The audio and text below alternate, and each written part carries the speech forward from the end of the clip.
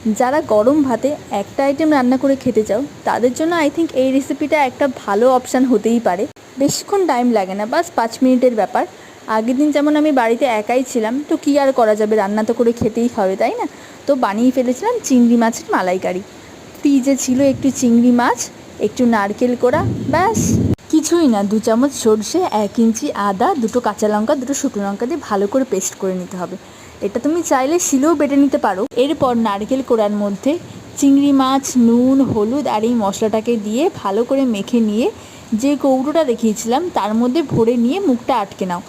এবার ভাত নামানোর ঠিক 10 মিনিট আগে এই কৌটোটাকে ভাতের মধ্যে দিয়ে নামিয়ে নাও।